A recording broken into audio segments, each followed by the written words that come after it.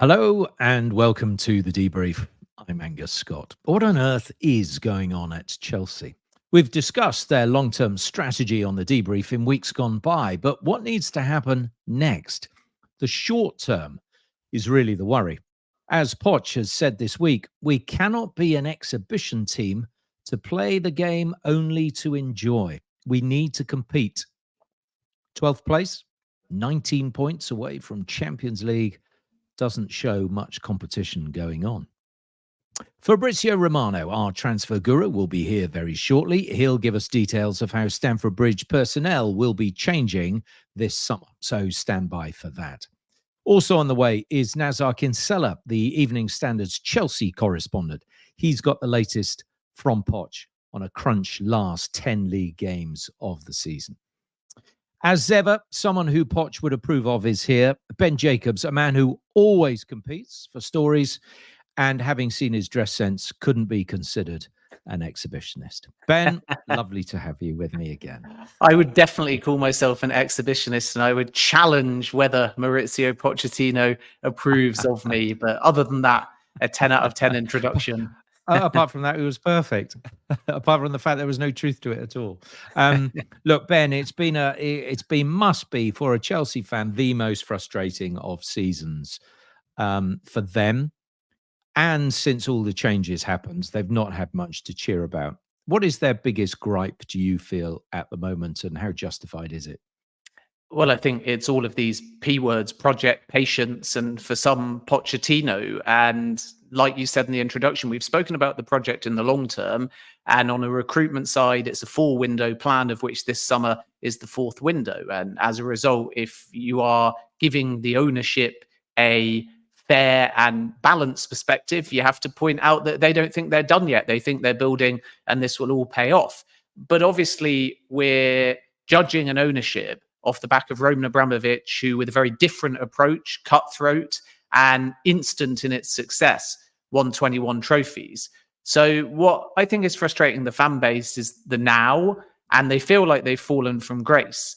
And as time passes, some of the fan base start to question whether or not all of these P words are working. Should they buy into a project? Should they remain patient? And is Pochettino the right person to take Chelsea forwards? And if there are doubts over either the project or whether time will change it or the manager, then of course the now becomes very problematic.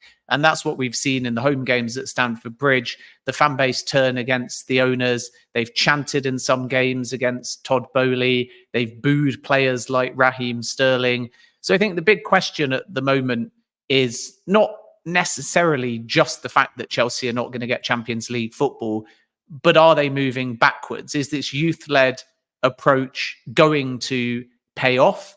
And ultimately, how long is it going to take? Because Chelsea have been, in the last few decades, serial winners. And it's all very well talking about the future, but the fan base want to see some progress right now. And that's the P word that they think is missing. So they hear a lot, as I said before, about project, about patience, and about Pochettino. But I think what's frustrating the fan base, to answer your question, is where is the progress right now?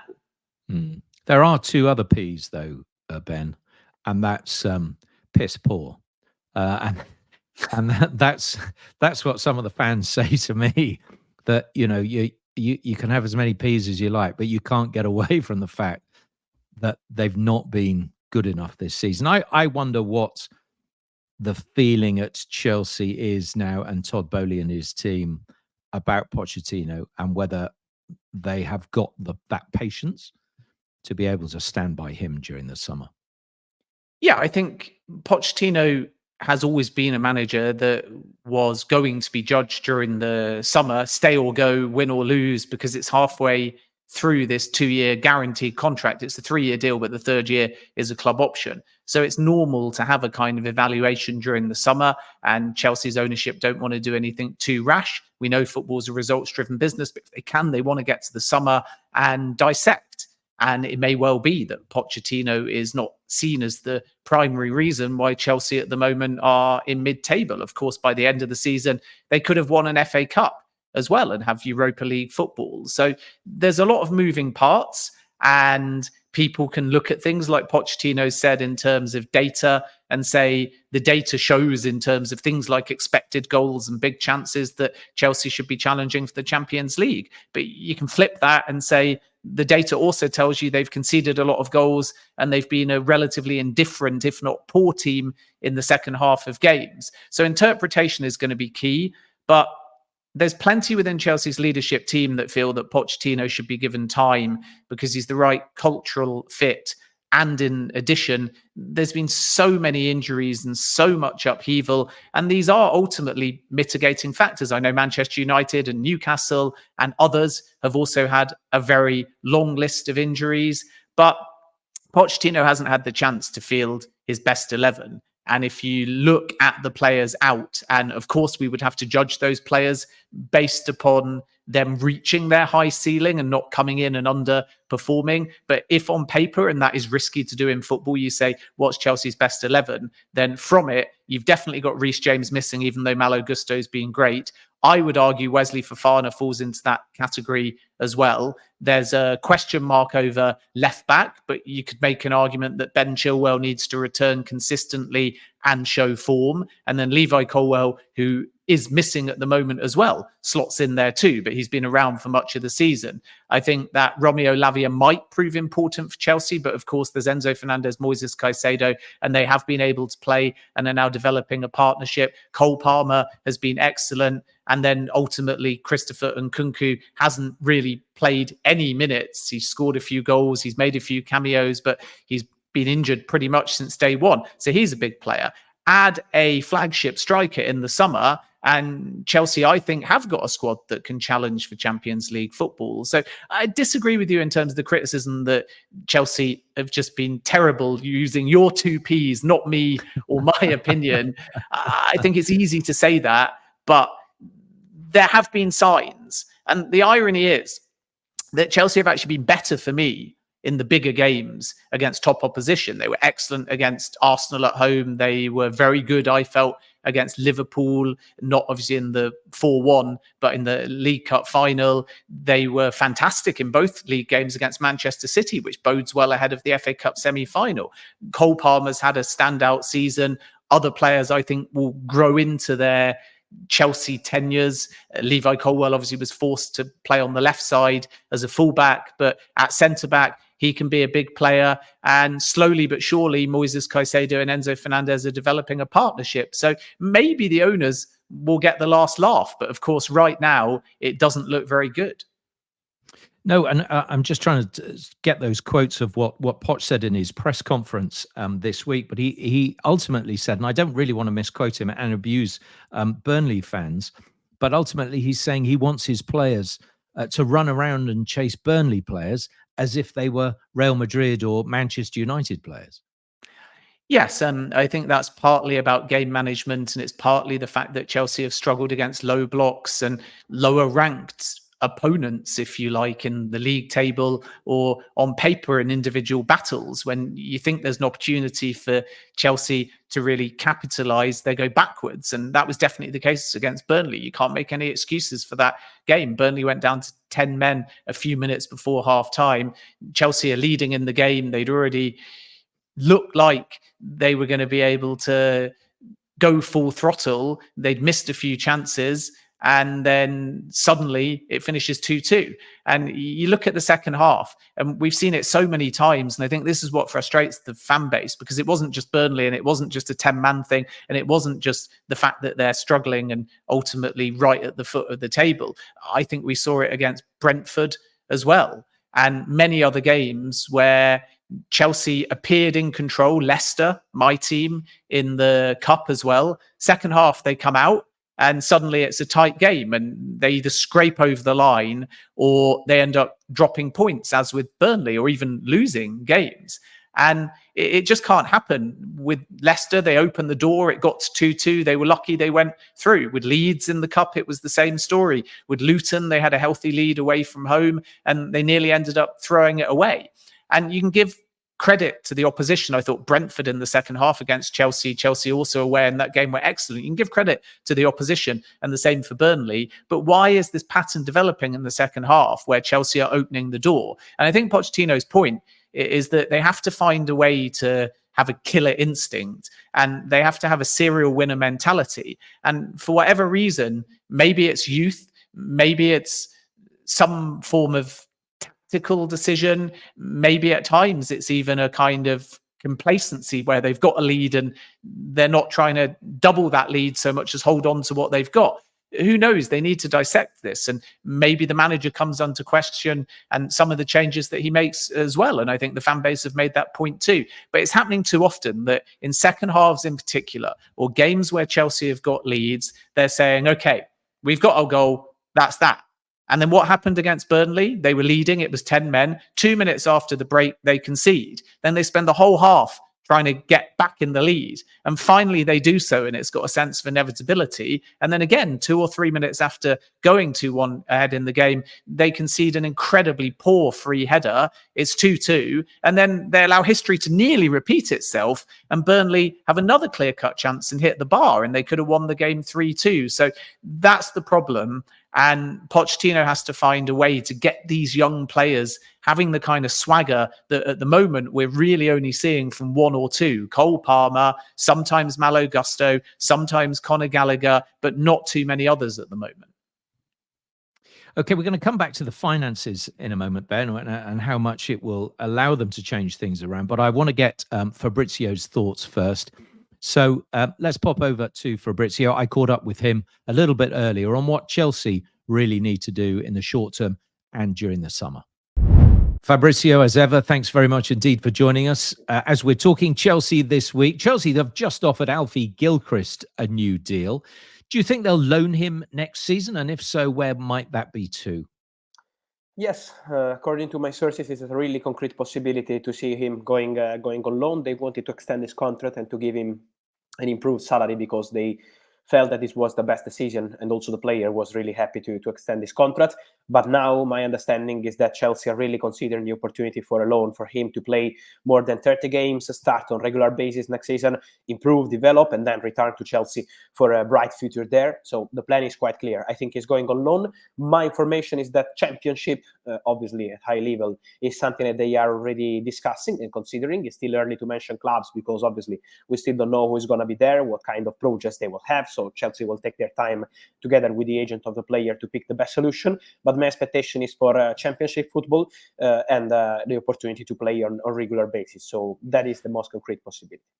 What about Cole Palmer being offered improved terms because he's had such a great season so far? Yeah, I think this is not something imminent. So from what I'm hearing, it's not something close or something already discussed. I think obviously internally at Chelsea, they want to keep Cole Palmer at the club for a very long time. The contract is already long, as Mauricio Pochettino mentioned in press conference. So it's not something urgent for them, but they want to keep Cole Palmer as happy as possible with an important salary. So I'm sure that internally they will discuss about this kind of stuff like salary contract for the future, but it's not something that they have to do this week or next week. It will take time in terms of internal discussions, and I don't think it's something that is already happening from what I'm hearing. But for sure, the message coming from Chelsea is that they want Cole to be super happy. He's already happy with his contract, so I think it's something that they can discuss in the future. Well, they want to keep him happy, and they'll want to bring in somebody just in front of him. Who are the names that Chelsea have got that they're looking at for a new striker? Yeah, some names. I think there is not just one, but multiple options. I'm still told that the appreciation for Victor Osimhen is still there. He's still a player that they really like since a long time. They are well informed about the release clause and all the stuff about Osimhen. Obviously, still early to understand the player request in terms of salary, signing fee, and all this stuff. Also commission. So it's an important deal, and Chelsea, because of financial fair play, have to understand how much it's going to cost the entire Osimhen deal before moving into it. But for sure, the appreciation from what I'm hearing is still there. Another player they've always appreciated is Benjamin Sesko, who is still a player they really like at the club. So I think it's important to understand what's going to happen in terms of financial fair play to see who is the player they really want to sign up front. But I think in this moment, compared to what was in the media around January, when there were names like Tony and also others, I think Chelsea are going on different players, and Osimhen is going to be one of them in the list for sure. Again, let's see what's going to be the final cost. And also Šeško is a name that I will keep in Chelsea list. I'll come back to Shesko in just a minute, but carrying on with Chelsea, it looks like they want a centre back as well. Is Ousmane Diamonde Sporting a possibility? He's one of many players they've been scouting. Chelsea have been in Portugal on regular basis to scout players there. They believe there is a lot of talent there, and so they're always monitoring that market. So Diomande is probably one of the best centre-backs in Portugal, with Gonçalo Inácio and with Antonio Silva. So they are scouting him, they are following him. But at the moment, I'm told that many other clubs around Europe are doing the same. So at the moment, it's not a concrete negotiation or a concrete discussion between Chelsea and Sporting for Diomande, but for sure is one of the players they are monitoring. In general, I think it's not only Diomande in terms of that position, but I expect Chelsea to bring in at least one centre back in the summer transfer window. Moving on to Arsenal, they could rekindle interest in Martin Zubimendi. Might he be reluctant to leave Sociedad, though? He has been in the past. I don't think he's creating any problem to negotiations. I think at the moment, from what I understand, he's always been in the list of many clubs since long time. So many top clubs always wanted to keep close eye to the situation of Zubimendi. But no one really arrived with 60 million euros, triggered the release clause, and then tried to reach an agreement with Zubimendi. This didn't happen in the past. There was interest from Barcelona, but they were never prepared to pay that amount of money for him. So let's see what happens in case a club arrives with that money and is prepared to show Zubimendi how much they really want to sign him. For sure, there is interest from Arsenal, so I'm sure that Arsenal keep appreciating the player. But again, let's see if they really want to spend 60 million euros, because from what I'm hearing, Real Sociedad have no intention to negotiate. So you have to go there and put that money on the table. Otherwise, it's going to be really, really tough. And then the other club is Bayern Munich, because from what I'm hearing, Bayern made Zubimendi their priority target in that position already for Xabi Alonso. In case Xabi Alonso was going to accept their proposal, then we know that Xabi is going to stay at Leverkusen. So let's see what Bayern will decide to do with a new top candidate for their job. But for sure, Zubimendi is on Bayern and Arsenal list for the summer. In general, he's really happy at Real Sociedad, so he's not desperate to leave the club. But I think if someone is arriving with that money, he's going to be open to potential move.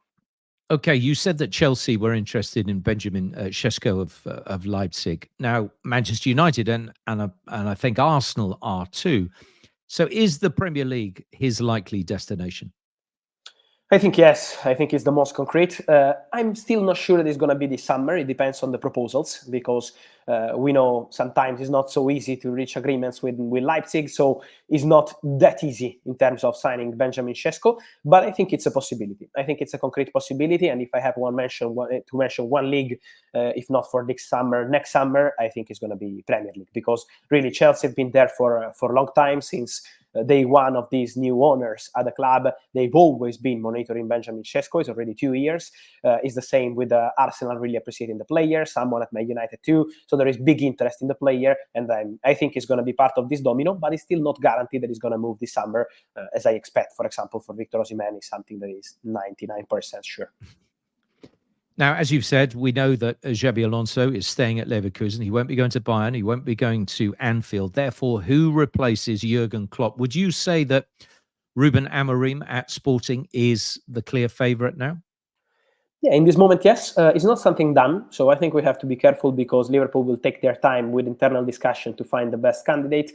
For example, we had a lot of stories on Roberto De Zerbi, and they discussed many candidates internally, including Roberto De Zerbi. But from what I'm hearing, they never had a contact with Roberto De Zerbi or with his representatives to start a concrete negotiation. So there is nothing at the moment between De Zerbi and Liverpool. Also with Simone Inzaghi, many rumors, but Inzaghi is not going to do anything before the end of the season with Inter. Inter are going to offer him a new deal. So there are many rumors, but at the moment, Liverpool are still taking their time to find the best candidate.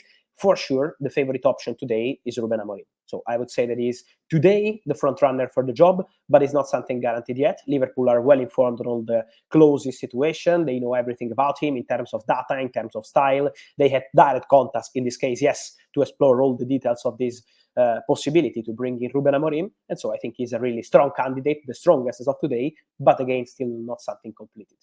Yes, a man who spent 4 years at Sporting, still only 39, though still quite inexperienced, effectively. Someone who's a bit more experienced, Xavi at Barcelona. Look, he said he's leaving. Is there any way that Barca can change his mind? Some suggestions that the club wants him to stay. They wanted to stay, absolutely. And this especially about the president. When a president like Juan Laporta is really pushing for Xavi to stay, obviously, I think he's going to wait until, if not the end of the season, at least until the Champions League. So they will let Xavi do his job in the Champions League and in the final games of La Liga. And then they wait for Xavi to make his final decision. He keeps repeating in every press conference that he's going to stay with his mindset, so to leave Barcelona at the end of the season. But Laporta wants to wait. Barcelona, in the reality, from what I'm hearing, are not advancing in conversations with any other manager. Obviously, they are aware of the situation around Europe with managers, but they're not advancing in talks because they want to wait for Xavi till the end. So I expect Barca to wait again. Laporta wants to wait again. Players into the dressing room have the same feeling that they want to wait for Xavi. So it's on him now. Let's see what's going to decide. But for sure, Barca will wait. And finally, Fabrizio, a little word on Kylian Mbappe. He was subbed again at the weekend, clearly wasn't happy about it. When do you think his move to Real will be 100% confirmed and announced? When he's going to sign. But honestly, I have absolutely no idea about when Kylian Mbappe will sign the contract. It's on him, his mother, his camp. So it's on Mbappe now. It's just time to sign the contract because everything is really advanced. All the documents are already in Kylian Mbappe's hands since end of January. So everything is really almost ready in terms of documents and contracts and details. They are just fixing the final part of the story. But when is a good question because it's only on him. So let's see when it's going to happen. The feeling of some people involved in the story is that with Paris Saint-Germain still busy with Champions League football, this is something that is not going to happen until they are still competing for the Champions League. So let's see what's going to happen there. But again, I'm not sure at all about the timing because it only depends on Kylian Mbappe. And his mum. And that's always a difficult one. Fabrizio, as ever, great to talk to you. We'll speak to you next week. Thank you. See you soon. Ciao. Well, Ben, it's always interesting to hear what Fabrizio has got to say. As far as Conor Gallagher is concerned, why might he be treated differently to some others who have been given contracts? Well, as you say, I think those that want Gallagher to extend at Chelsea will see a new deal for Alfie Gilchrist. Fine, it's only an extra year with an option. And some would argue that just protects the player, even if they do end up choosing not to proceed with him at Chelsea in the long term. But that's an academy player. He's got his contract mid-season. And let's not forget, Alfie Gilchrist has now had 2 contracts at Chelsea in just over 6 months. So there's a clear reward there.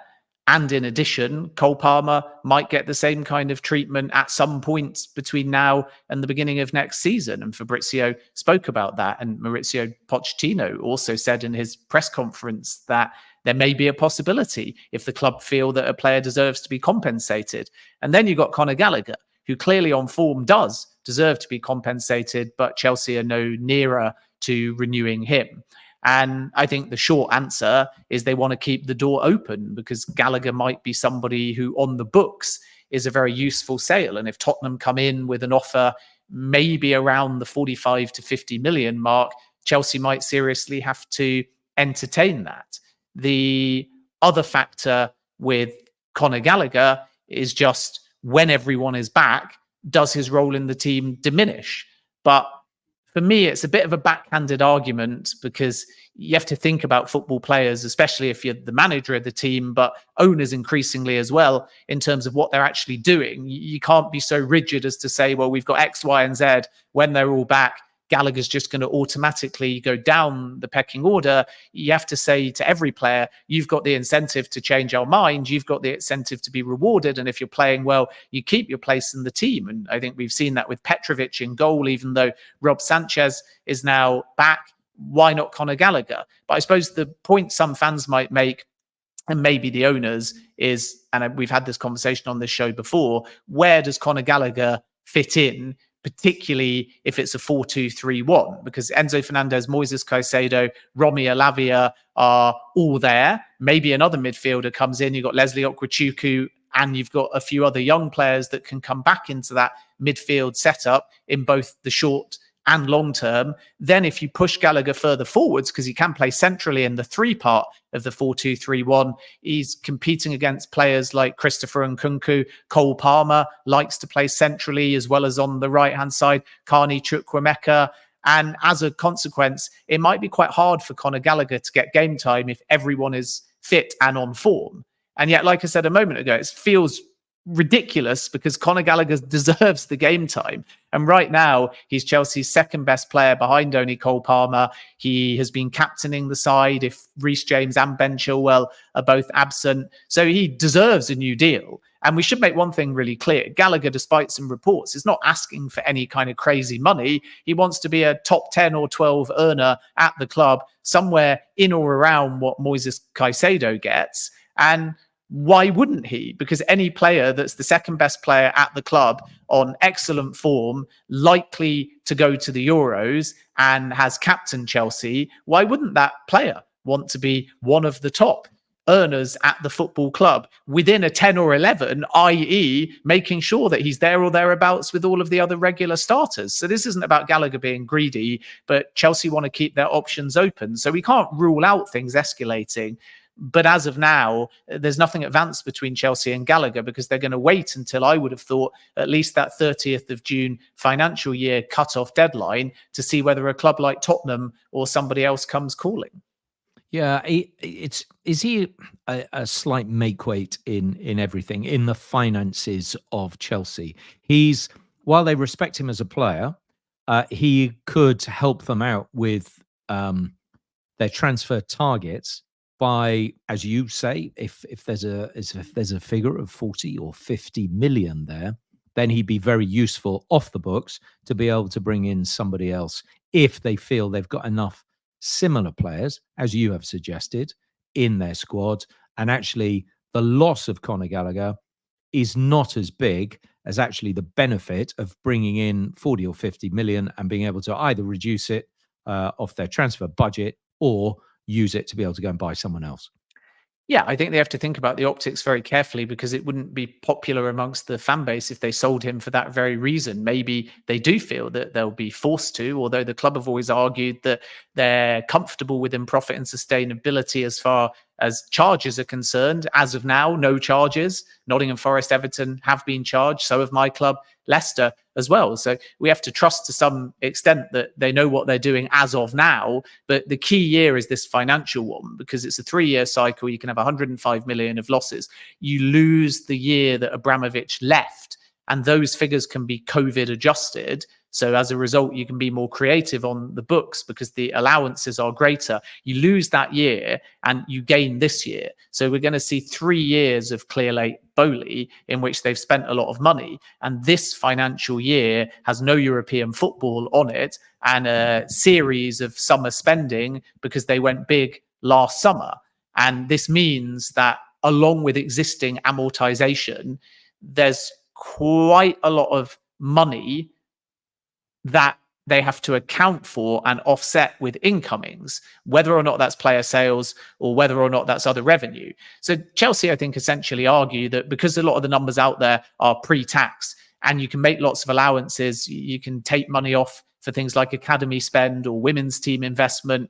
And this means that sometimes the numbers are misleading. The Tottenham numbers came out today and there appeared to be a big loss, but anything stadium related can be deducted as far as profit and sustainability is concerned. So they're comfortably within profit and sustainability. So we have to separate two things here. One is if Chelsea do nothing, are they going to get charged? And the club argue no. And then two is if Chelsea want another massive spend, are they going to have to bring in some money first? If they want to go for a Victor Osimhen, if they want to add a left back, a centre back, and maybe another midfielder, then how much money do they need to bring in? And I think the feeling talking to sources is that Chelsea are looking for 100 million in outgoings, and Gallagher, as you say, can be effectively 50% of that if they choose to proceed. Now, is that because they are looking to ensure they don't get charged? Or is it, as the club claim, because they're fine as far as any charges are concerned, but they may want to be active in the market because they didn't do anything in January and it's the end of a 4-window plan?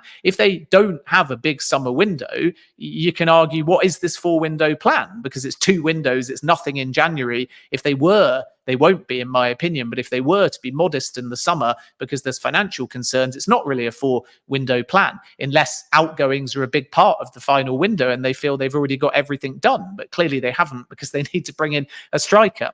So it's quite difficult for fans to get their head around the finances because obviously it's not as transparent as some other areas that you often see within a football club. So Gallagher could be 50% of what they need, whether that's for spending or whether that is to ease any financial concerns. That's one way of looking at it. But remember, you can get to that 100 million in a variety of other ways. Lewis Hall, 28 million coming in as long as Newcastle finish in 15th place. You've got other players like Ian Maatsen, who Dortmund would like to sign, valued around the 30 to 35 million. Romelu Lukaku, Chelsea won about 35 million. Amanda Broja, they want to try and get 35 million. That might be a little bit ambitious. So if they succeed in those kind of sales, you get to your 100 million another way. You've got Trevor Chalobah, potentially Mark Cucurella. So there are different ways that Chelsea can get to 100 million or more, but obviously the easiest route is Conor Gallagher in terms of a big singular number. However, he's playing in the Euros, remember, we would presume. And as a consequence, is he going to want his future resolved before that 30th of June cutoff? So that may not be as routine a sale, even if all parties agree that that's what's going to happen, as people think, at least as far as meeting that financial deadline. Because how many players are going to want to leave at the same time as being in training camp with a big nation like England ahead of a Euros? Well, I think this would be a good time to bring in Nizaar Kinsella, who you spoke to a little bit earlier, Ben. Now, Niz is the Evening Standard's Chelsea correspondent, so there isn't much that he doesn't know about what's going on at Stamford Bridge.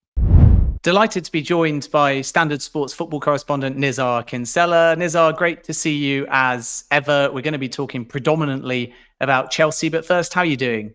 Yeah, I'm good, Ben. Yeah, nice to see you too, and good to have my debut on this platform with you guys. Great to have you here. Now, we're talking, and most people will be listening to this before the game this evening, Chelsea against Manchester United. In many ways, it feels season-defining for both sides. Yeah, absolutely. I think that they're getting quite close, both teams, to not having much time left to fix their problems, certainly in the Premier League. So there's a case that Chelsea really are chasing Europe, and dropping points against Burnley last week was a real blow to their sort of European hopes, and they can only do that so many times, can't they? Really, if they've got any dreams or desires of qualifying for preferably the Europa League or even just to get in the Conference League. So yeah, they're playing catch up. They're chasing the other teams, and it's similar for Man United in terms of the race for the Champions League. It would be hard to imagine Man United not qualifying for Europe, but in terms of the Champions League, they're falling badly behind. They need to win this game to even have a sniff at chasing Spurs and Aston Villa, who really are still favourites, even if Man United do win. So yeah, both teams are getting criticised. Both teams have, speculation around the manager, criticism for the players, and some discontent among the fans. So yeah, there are massive similarities. It feels like Groundhog Day from the match in December that I covered at Old Trafford as well, where it was very much a similar outlook. And yeah, they've struggled to move on even since December. Chelsea at the moment, 12th in the table. They've got a game in hand over Manchester United. They beat Manchester United. There's suddenly only 2 points between them. It's very tight in the middle of the Premier League table. How do you assess, therefore, where Chelsea are, and what chance do you think they've got of qualifying for some kind of European football? Yeah, they have a decent chance. Certainly everyone at Chelsea is still fighting for it and feeling good, feeling optimistic that they can do something, but they have to show a level of consistency that they haven't otherwise shown this season to sort of just make up that ground. Even a few points is difficult when you draw the odd game here, lose the odd game there, and that's been Chelsea's real problem. But yeah, they're still in the race. If they can improve, if they can have that uptick, if they can beat Man United, then certainly they're thrust right back in it. And they've got to catch other teams as well: West Ham, Brighton, Newcastle, and those other teams in between. So yeah, there's plenty up for grabs for Chelsea, and they certainly don't think the season's over, which is an improvement in a way on last season, when at this point last season it very much was over, and it was all about trying to win a cup competition and just the Champions League, which is the last trophy they were in last year. Seemingly before a ball was kicked, the aim was Champions League football. I suppose you'd expect that at a club like Chelsea. It's the same for Manchester United. But then with all of the injuries, different players coming in, struggling to hit the ground running and so on, do you sense the goals have shifted, Or if Chelsea get to the end of the season and they're nowhere near as expected Champions League football, will that be factored into how the owners judge Maurizio Pochettino? Yeah, I think the injuries certainly will be factored in. I think that there's definitely a feeling behind the scenes that injuries have massively hampered the team. There's sort of a sympathy for Pochettino for that major factor. It's definitely beyond his control, isn't it?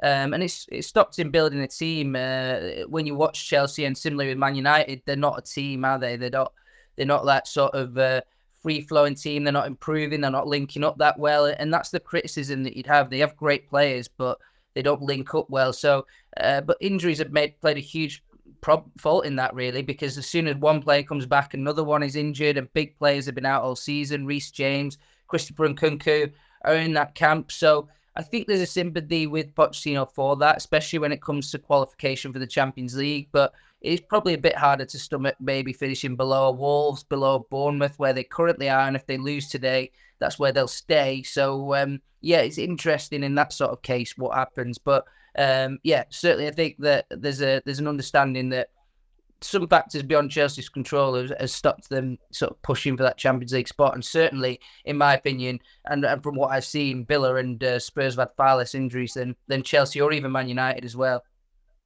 But of course, away from the Premier League, and even with those injuries, they could end up in 2 cup finals. One's already passed. Unfortunately, they missed an opportunity against a very young Liverpool side, but they're only 2 games away from winning the FA Cup. How important is that competition, even though the semi against Manchester City is obviously a very difficult game to navigate? Yeah, definitely. I think Chelsea will go into that thinking it's a free hit, thinking they want to prove a point to Man City, to prove a point to the football world. I think a lot of people in this project have been bruised, from the owners, the players, the manager. The criticism's hurt, and they want to show they can win something. They are Chelsea. That's what they want to do. I think that also, as well as top 4, they were targeting a trophy this season. So, Chelsea have aimed that high. So to get a trophy would be vindication to an extent, and it would get Europa League football as well. And I think that would be an unbelievable outcome, actually. I think it would be a phenomenal outcome if they could achieve that. Obviously, it's a huge if. It really is. But yeah, I think that would be massive. But I also don't think it's completely defining. It will feel like that when it comes around, that especially if Chelsea are in bad form in the league, that's a massive game, and it will be. But for me, I don't think it'll be sort of era defining as long as the league form is okay for Pochettino. I know they were well beaten away at Liverpool, for example, but you've watched Chelsea for many years and all season under Maurizio Pochettino. Are they in a weird way better against the bigger teams? Because Manchester City on paper, you think, oh no, they're never going to get past that. But then if you look at the 2 league games against Manchester City this season, 2 of their best performances, and they could have won both of them. Yeah, you're right, Ben. I think that's what will make Chelsea feel positive tonight and in that cup semi-final. So, yeah, I mean, even Pochettino yesterday, it was really interesting hearing what he was saying about the Burnley game. He was actually he's still angry about it, dropping points against 10-man Burnley. And he said that, look, the players played as if they're playing against Burnley, but not as if they're playing against Real Madrid or Man United. And it's sort of a message that these players, they're not getting motivated enough for every match, for not these smaller matches. You need to behave the same in every single match. That's why the league form is what it is, because they're not consistently behaving the same way in every game, competing in the same way. So you kind of expect Chelsea to be banged up for this game tonight, and they're better in evening games as well, so that's helpful. Evening games in the lights on TV, that sort of thing gets the players excited. But they should be like that every week. 3 p.m. kickoff against Burnley, or 7 p.m. against Man United, or an FA Cup semi-final against City. It should always be the same in Pochettino's mind. So it's kind of true, Ben, but I think it's also a frustration of Pochettino's, and a barrier to success as well, that they kind of behave this way. But yeah, you're right. They've done well against Arsenal. They've done well against Liverpool. They've done well against a few teams, beat Spurs. So yeah, Chelsea have some good track record in big games this season, and it'll give them a bit of hope that they can salvage something from this season as well. We hear a lot of these P words like project, patience, progress, Pochettino. Obviously, if we're going to chuck in another one, but the Chelsea fans want to see something right now, because they've been used to these serial winners and 21 trophies that they've seen under Roman Abramovich. What have you made of the fan backlash? Is it fair to a degree, or is it unfair given where this project is at? And having watched Chelsea for many, many years, how difficult is it with this fan base to win them over once they turn against either a manager or a dressing room? Yeah, I think I always respect the Chelsea fan base, and any fan base, their opinion does count. They pay a lot of money to go and watch their club and things like that. And yeah, they've been very critical. Different points, you know, we've seen players getting like Raheem Sterling, like Nicholas Jackson earlier in the season, you know, Pochettino, of course, and then the owners. So they've lashed out a lot of things, but it's been a curious one because I think that the fans are trying to find their feet. They're trying to identify this project. They do want it to work. They're not totally mutinous, but they are frustrated with elements of it. I think they want better communication from the owners. I think they might understand a bit more Pochettino's misgivings, and you know, if that was communicated as well. And then the players, I think, a little bit of the victims of just general frustration, and maybe the supporters could lay off a few of those a little bit, in my opinion. But in general, I think that the frustration is real, based on real things, and there's concern as well just about things going forward. There's a lot of, you know, maybe a raise in season ticket prices and other prices around the club as well. So yeah, I think that those are some of the elements that they're a bit frustrated with. And then going from Abramovich to this new era has been real. It was always going to be painful because Abramovich was a benefactor and these guys are businessmen. So it's a real culture shock, I think, for the fans to sort of adapt to new ownership, and maybe a culture shock for these owners to adapt to fans who are short-termist, who are football fans, not American sports fans, who have different ways of expressing themselves. So yeah, it's been a bit of a painful period, and I think that's been part of the reason that it's been hard to get results, because the atmosphere is not great in the stadium, and it's something that I think that all sides need to get a hold of, and Poch needs to do better, the owners need to do better, the players need to try and identify the fans, and yeah, the fans probably need to be a bit more open-minded to what the project is too, and can that come together? But it doesn't feel like that as we sit here today, Ben. If we look, though, at some of the positives and the recruitment, discount that first window under Thomas Tuchel that was a little bit ad hoc perhaps, but they hadn't put their recruitment team in place. Everything since, even if some players like Mykhailo Mudryk, for example, have needed a little bit of time, showcases the potential. Cole Palmer's been fantastic. Malo Gusto, who many people thought would just be an understudy to Reece James if fit, has been very consistent for Chelsea. Enzo Fernandez and Moises Caicedo have very high ceilings. So in terms of what they've bought, the spine is there, isn't it? I don't think anybody can deny the potential.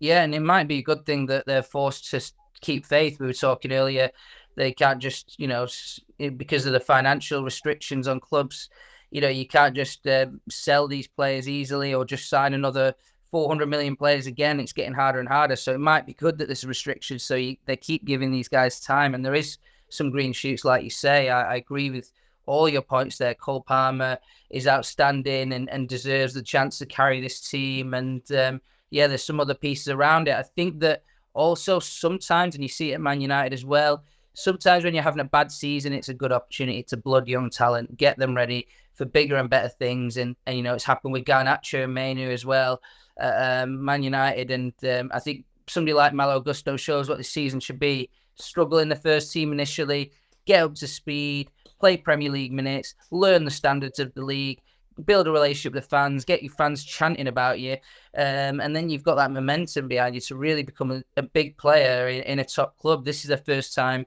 he's played at this level. It's the first time Mudryk's played at this level. I mean, Enzo Fernandez joined Chelsea after 6 months of being in Portugal, and 6 months before that, he was in Argentina. So these players have gone through a radical transformation of being thrown in at the deep end. And yeah, you just hope that these minutes are valuable and they will improve, and they will improve down the line. But there's also potentially some that will just sink and not swim. So some will swim and some will sink potentially. And that's the concern. And where Chelsea going to be left if some of them don't do well. You mentioned the finances there briefly.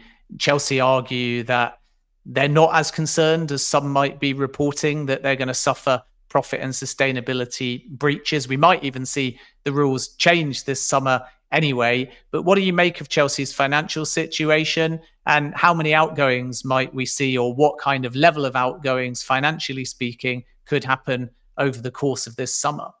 Yeah, you're right. Chelsea say they're not very concerned, but like last summer, we saw that there was a similar big rush to sell players before the 30th of June, and I feel like the same thing is going to happen this summer. It's going to be around about 100 million worth of players, probably academy players first. I mean, they have less players to sell this summer, but they do still have a lot of valuable assets. We know like Ian Maatsen is playing really well in Dortmund, and Brozier, still a good player, even if he's had a bad sort of long spell there at Fulham. Trevor Chalobah, maybe another one who goes, even though he's done well under Pochettino.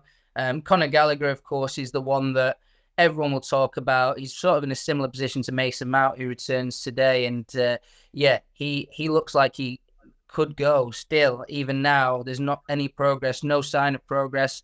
And whenever I ask the question, I never find any sign of progress towards Conor Gallagher signing a new deal. So, yeah, he very much could be up for sale, 1 year left on his deal. And that could end up adding up to like 100 million. So you could be talking 4 or 5 players, but we're talking also that, if you sell Lukaku, you're still paying off the amortized transfer fees. So you're not getting benefits. So it's these academy players that you want to be selling, unfortunately. And that's just the way football has gone. And hey, Chelsea have benefited from it because they've signed Cole Palmer from Man City, who got the benefit. So yeah, this is what happens now in football. And it's not my favorite thing in the world, but that's how it goes.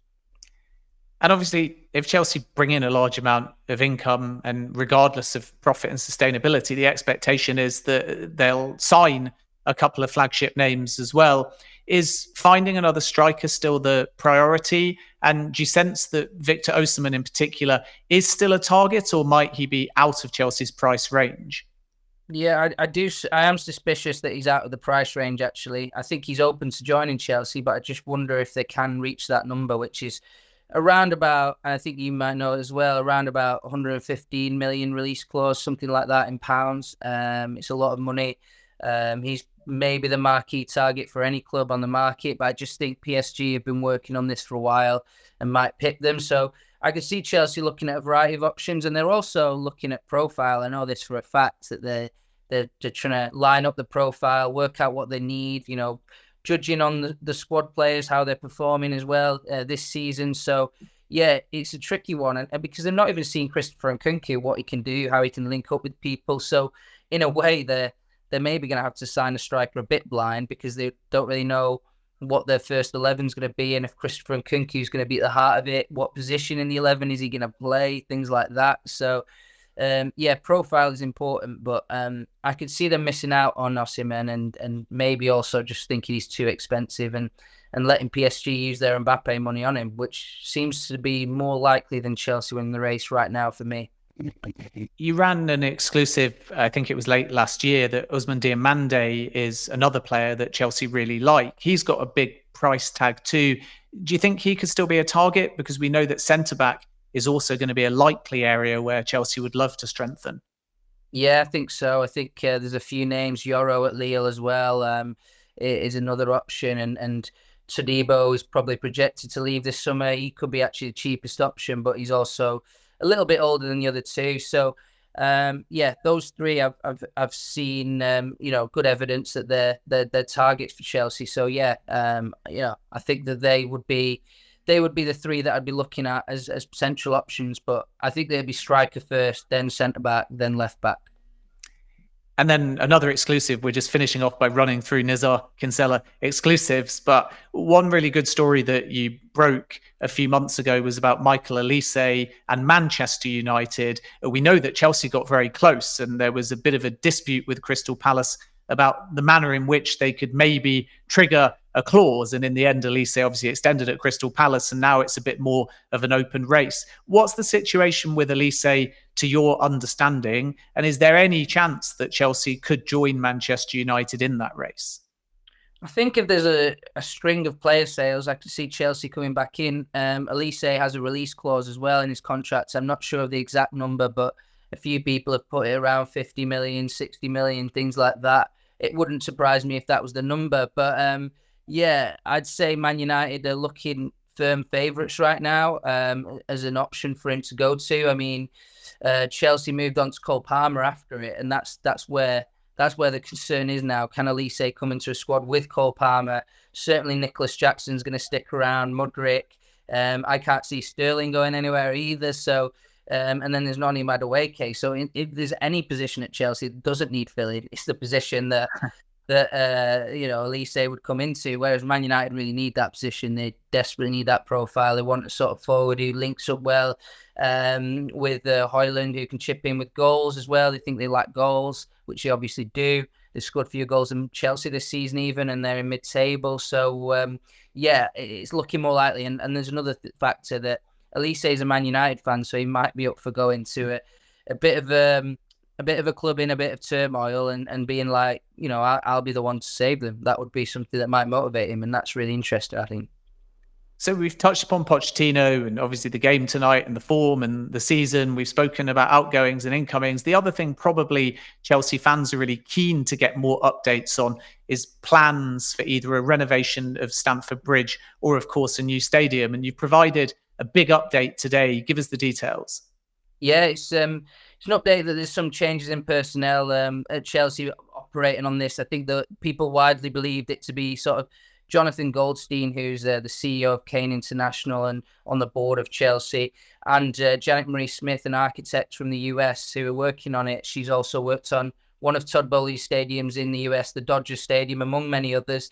But she's not working on it anymore on an active basis anyway. And yeah, a lot of the internal appointments at Chelsea, like Chris Jurasek, like Jason Gannon, the CEO and COO, they've come in and sort of filled in, and they're working on it more on a day-to-day basis now. So they're the guys working on this project. There's many options on the table. It still feels like it's right at the beginning, and they've not got to the consultation stage with the fans where they probably were supposed to by now, but they're really exploring every option. It's a really difficult project. So I think everyone at Chelsea wants these guys to do things in the right way, and they're taking their time doing it. This is a sort of era-defining move, the stadium. Whether they move stadium, whether they redevelop Stamford Bridge, whether they build it stand by stand, those three options are all still on the table.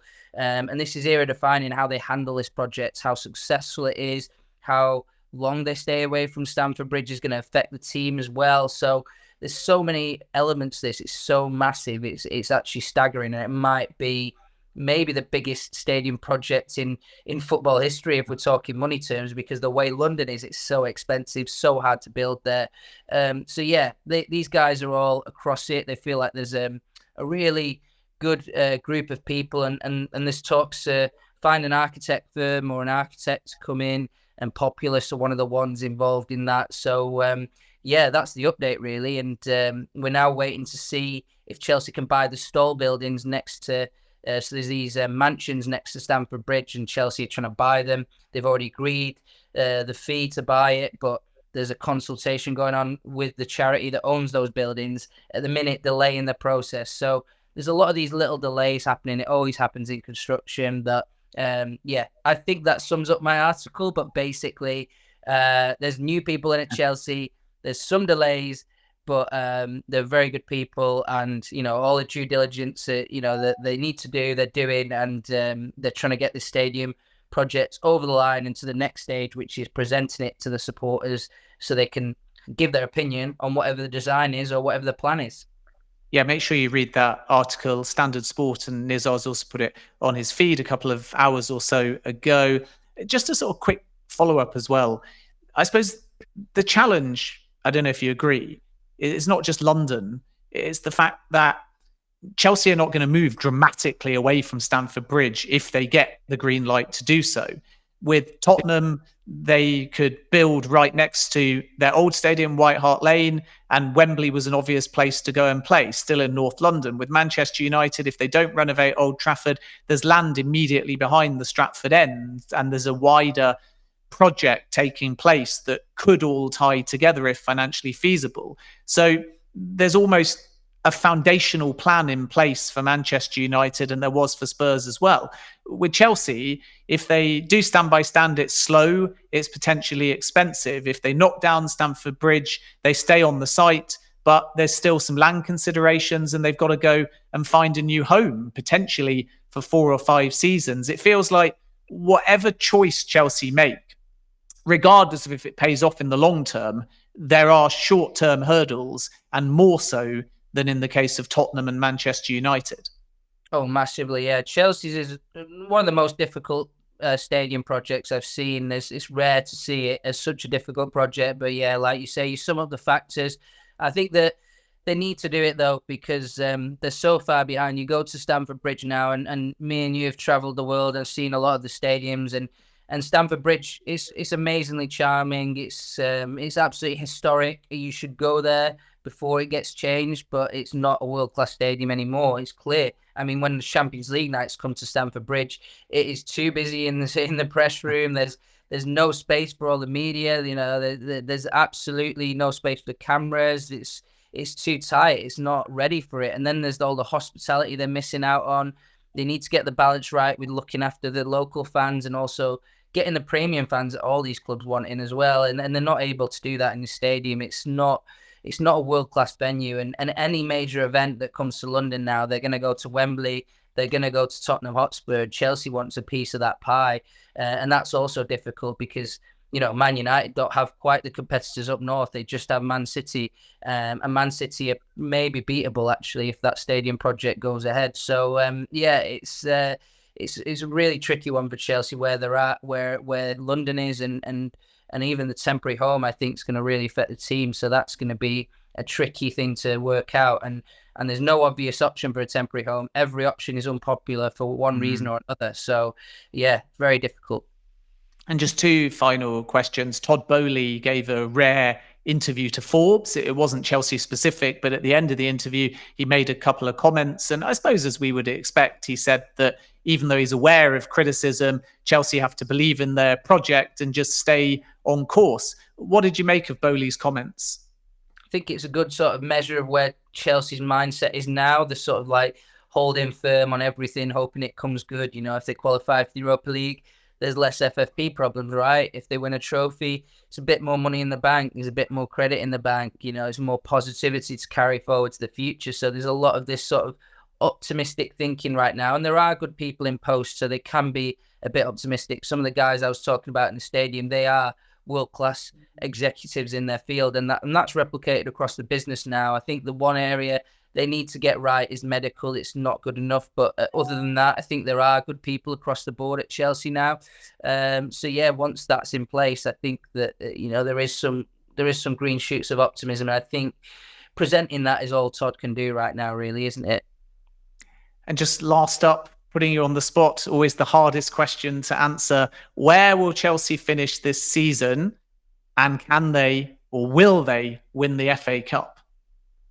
Yeah, I think they can win the FA Cup. I actually think that's where they're most likely to succeed. I don't really believe in their league form. I don't think they're ever going to be consistent enough. I always think there's a blow around the corner. That's just the make of the team. That's the make of the team with injuries. So I'd say, yes, they can win the FA Cup. And I don't think they can finish higher than 8th. I think they are really going to struggle in the league. And I think they are, if they can squeeze past Man City, obviously, a final against Manchester United or Coventry, they won't be scared of that, will they? And they will be very confident of trying to do one better than they did against Liverpool and getting over the line this time. So, yeah, I think like FA Cup, yes, good. Premier League, not so good. Yeah, I would be inclined to agree with you. And then last up, where can people follow you? Where can people find your work? Yeah, just follow me on social media, X as it's called now, Instagram or Facebook. I'm on Evening Standard, and yeah, I'll just be regularly posting updates as best I can to keep you informed about Chelsea and the rest of the Premier League as well. Nizaar, enjoy the game this evening and keep up the good work that you do. Thanks for your time. Thanks, Ben. Speak to you soon.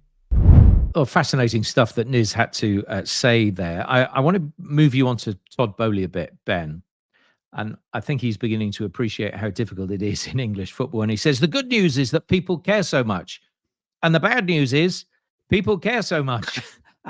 and he's finding how difficult it is to juggle what he wants as a bit of sustainability and consistency with the expectations of the fan base. Yeah, this was an interview with Forbes magazine. It was kind of a profile on Bowley, of which right at the end he was asked about Chelsea. As you say in that quote, he alludes to the fact that not everyone's happy at the moment, but stresses that the ownership group need to stay on course because they believe that this project is going to pay off in the long run. And the Chelsea owners, to my understanding, have always looked at Mikel Arteta's early days at Arsenal as a rough guide, in the sense that not everyone was an Arteta fan and there were some question marks about his future. And now, flash forwards, everyone appreciates the project and most people understand what Arsenal have built. And even if it doesn't pay off, and there will be criticism, obviously, if they can't win a Premier League in this season or the coming seasons, especially off the back of last season, there's still an understanding of what's been built, of how stable the club is, of all the young players that they've tied down, and the manager's role in all of that. And I think that Chelsea look at that project and feel that's kind of where they need to be. But let's not forget that Arteta, first season, he won a trophy. Maybe Pochettino, first season, will also win a trophy. However, I think it's more difficult because Chelsea have got to somehow beat Manchester City and potentially Manchester United, or of course Coventry, to get there at this point. But with Bowley, I think the bigger questions, plural, are one, whether or not he or somebody on behalf of the club needs to speak through different channels, because the fan base have only really heard from them via business magazines and conferences in North America, as opposed to a club interview, or if I'm being greedy, via Ben Jacobs, but certainly talking to the media would be ideal. And then the second thing is just the dynamic at the football club, because everything is Todd Bowley. The chants are Todd Bowley. The media often say Bowley this or Bowley that, but we really have to understand that this is a collaborative model and there's freedom to challenge, but there's also a lot of cooks. So Todd Bowley is maybe a bit more focused now as chairman on stepping away from the football side and thinking about his role within the brand and also the stadium. Whereas Bedag Eghbali is much more of a Cobham presence and is probably, if we are ranking in inverted commas, the most powerful individual at the club, which I suppose you'd expect because he represents the majority owner. And Jose Feliciano is really important as well, even though he never gets spoken about. And then, of course, you've got the sporting directors, Paul Winstanley and Lawrence Stewart, and many others inputting. So this isn't really about Bowley, even though he's taken the brunt of the criticism and the majority of the limelight as well. We have to understand that it's not one person that can fix Chelsea. It's a collaborative project. So they have to get the chemistry, they have to get the leadership team right, because if that dynamic at the very top of the club is not functional, then it bleeds down into the culture and the decision making. And good clubs like Liverpool make sure that they get their executive team and dynamic right first. And titles are not always as important as the reality of that dynamic and that culture, which is why Liverpool, despite a lot of hype, despite a lot of people challenging them, were calm about their transition and said, we're going to get in an executive team, we're going to get Edwards and Hughes, then on our time scale, we'll search for our new manager. And that is the sign of a good club. They're discreet, they're secretive, they're well structured, and that then eventually leads to good football decisions. Look at Manchester United. They're saying, we don't want to be rash. We don't just want to judge Ten Hag. We don't want to scapegoat manager after manager after manager, because that's what the old regime did. We want to build an executive structure first. So Barada comes in. Dan Ashworth hopefully will be the next one to be confirmed once they get the negotiations completed with Newcastle. Wilcox will be incoming eventually once the package is agreed with Southampton. So there's a pattern here. And it's Liverpool, it's Manchester United, it's City Football Group.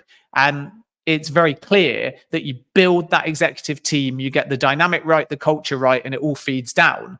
Whereas what we saw under Abramovich, even though it did lead to success, was cutthroat, cutthroat, cutthroat. What we've seen with Manchester United post Sir Alex Ferguson is cutthroat, cutthroat, cutthroat, but it hasn't worked to the same degree as under Roman Abramovich. And I think that's modern football. Abramovich did it from the sort of early 2000s when maybe you could get away with that.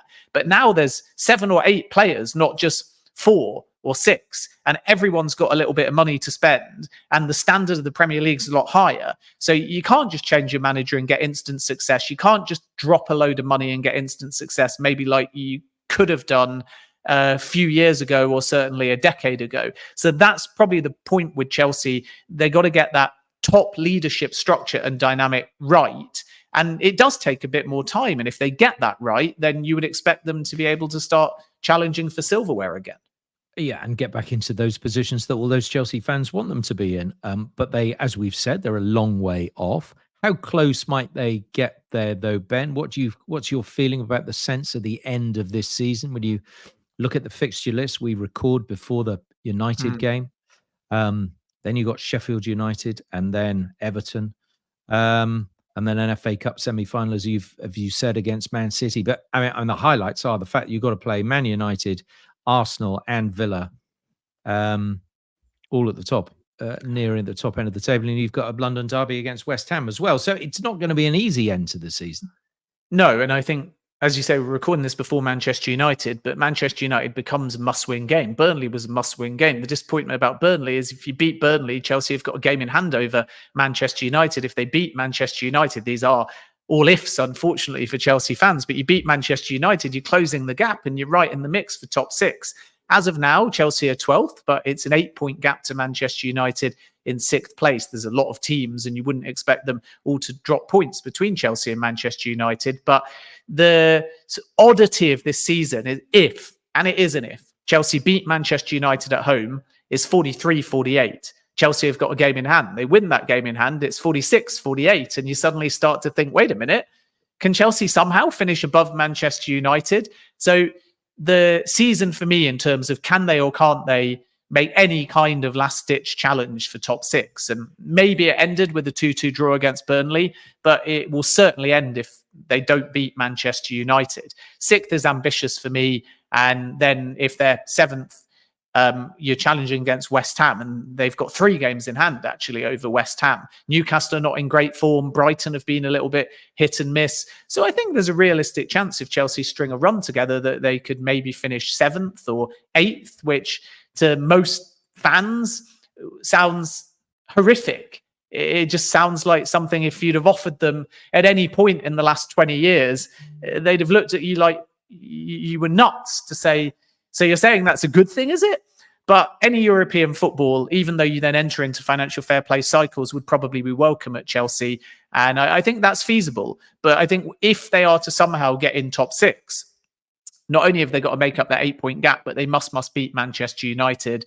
And I still feel their best opportunity of European football, Europa League football anyway, is via the FA Cup. And I've just got a really sneaky suspicion. I don't know why it goes against all logic, but I've got a really sneaky suspicion watching them play in those 2 games against Manchester City and doing really well in both of them, that they might end up finishing 8th in the league and somehow winning the FA Cup. And there's no, I'm sure you'll disagree, there's no logic in that prediction, because on paper they should finish 10th and they should lose to Manchester City comfortably, and it should be mid-table mediocrity and there'll be a fan base meltdown. But I've just got a sneaky suspicion they'll end up top half of the table and they'll win the FA Cup. Well, I mean, I think it's that is stretching all your brilliant football knowledge, Ben, to extraordinary lengths, almost so that you've had a bang on the head. But I hope just that geared, isn't though. the They're case. geared towards beating Manchester City more in a weird way than Burnley. That's all I'm saying. You look at the 2 games, and obviously if you beat Man City, then there'll be an expectation that they stand a very good chance of beating Manchester United or Coventry. But you look at the away game against Man City, Rodri equalised late on. They absolutely should have won that game. And then you look at the 4-4, which was a Premier League classic. And although Cole Palmer equalised late on with a penalty, Chelsea were brilliant in that game. So there's no evidence to say that Chelsea can't go toe-to-toe with Manchester City. They've done it for 2 games this season. And that's what Poch is saying. Ultimately, he's saying they get up for the big games, and it's those with the low block. You know that Man City won't play that way, and it, you know, on a Wembley turf, it could be anyone's day. So look, maybe you're right. I don't think you are, but maybe you are. What do Maybe you are, think? Ben? And well, I actually think it will be closer than you think. I mean, bearing in mind those 2 games, and you've described them pretty well. I also think that City is struggling at the moment, and that might seem strange because they're in such a strong position, but they haven't clicked in their last however many games it is. They may click towards the end of the season, and they may end up winning 3 trophies. Who knows? I just think that they're not there yet, and it is a good opportunity for Chelsea to do it. I'm trying to think what the day is for the semi-final and how many games it is before then. So there's 3 games I think it is for Chelsea. They've got to play before they play them on the 20th, that weekend, isn't it? The FA Cup of April. So look, there's a lot that might happen between now and then, but I still think Man City are favourites for that bit of silverware, and they'll be United in the final. Although I would love to see Coventry there, because that would take us back to those days in the 70s or 80s. It was that Coventry were in a cup final, and it was terrific to watch at that stage, unless you're a Spurs fan.